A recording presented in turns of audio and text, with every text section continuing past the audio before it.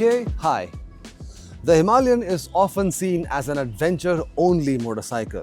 However, having owned this motorcycle for about 2 years now, I can confidently say that this one is an all-purpose motorcycle.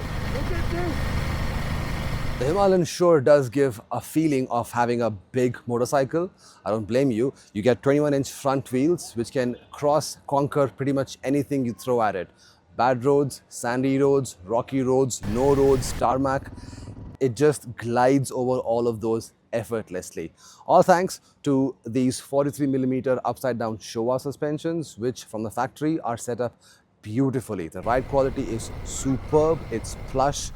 You just feel that you're on a cloud. It is very, very good. Coming over to the center, you get a 17-liter fuel tank, which means you do not have to worry about filling or your range. It gives you about 350, 370 kilometers on a full tank. You can cross states with ease. That's not an issue at all. You get a complete digital instrument cluster, which shows you trip A, trip B, your temperature, your range, your next service. You can even connect your phone to your TripAdash, which is pretty convenient.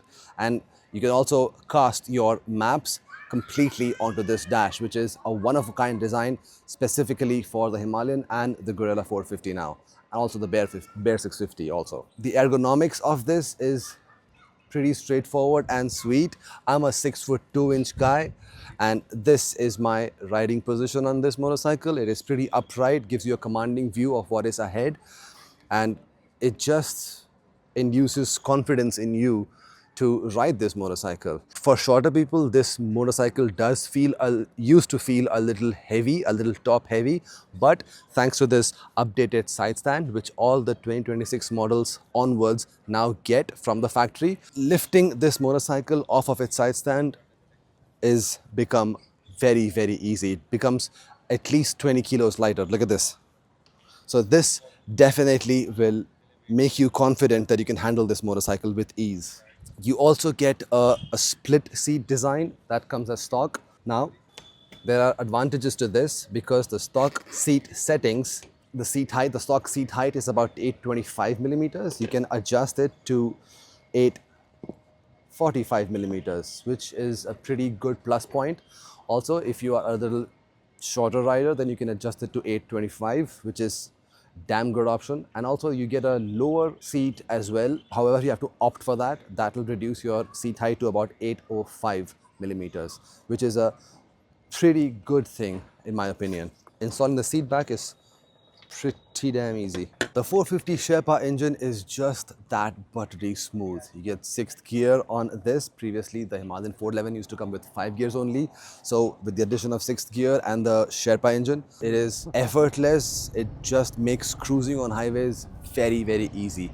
Be it highways or if you're riding in the cities, the throttle response is immaculate and it is fantastic. I love it.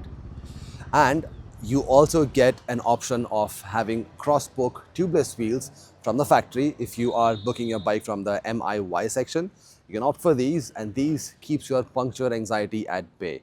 These are cross-spoke tubeless wheels, which means they don't have any tube inside, and that's just amazing to have. You get a 140 section rear tire that's 17-inch, which opens up a lot of doors in choices of off-road tires in case you want to opt for those. Design-wise, I'd also like to talk about one very simple yet crucial thing with Enfield, which Enfield has done on this motorcycle, and that is place its air filter a little higher. This is because in case you are crossing some puddles or some waters, water wading is pretty much easy. You are not risking getting anything inside the bike, so you are stress-free.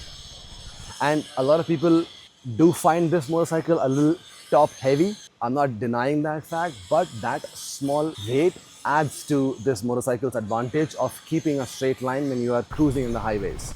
Yes, that weight will make the motorcycle be on a straight line very, very effortlessly. So these are my 2 cents. And I've had this bike for a little over 2 years now. I've taken this to Jaisalmer, I've taken this to Ladakh, I've taken this to Dehradun. The bike is just great. It is amazing for my daily city rides. I come to this cafe very often and it just feels very natural that you would want to take this motorcycle because it's so easy to ride. You have a lot of power within this motorcycle for you to effectively overtake should you want to. Yes, the bike does heat up a little bit in the city traffic, but to counteract you need proper gears, and sweating is much more better than bleeding in my opinion.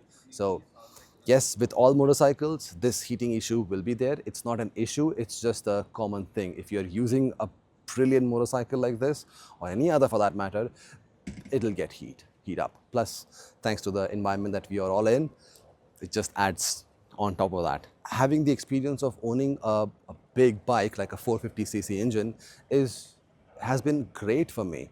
The service network is so vast that you can even get service at Ladakh as well, in remotest of places like Ladakh. So my main reason for getting a Royal Enfield, because I still have my Interceptor 650, and the main reason for me to get another Royal Enfield was because of the service network and the ease of availability of spare parts should you have a need to change some parts. So that's my thing, that's my 2 cents. In case you are looking for a bike, for a one bike that can do it all, to have it in your garage, I would highly recommend you take a test ride of this motorcycle. This is a game changer in my opinion. This does everything that you throw at it and has a lot of power in the reserve for you to do a little bit more. So people usually think that this is made for the adventure, for the Himalayas, for the mountains. In a sense, yes, but your adventure starts right outside your house the minute you step onto this motorcycle. It is that easy to ride. I really love it. So I hope this helps, and if you have any questions about this motorcycle, feel free to ask in the comment section, and do subscribe to the channel. Thank you so much. This has been a small quick review of this motorcycle that I've had, and I love it. Thank you so much for watching.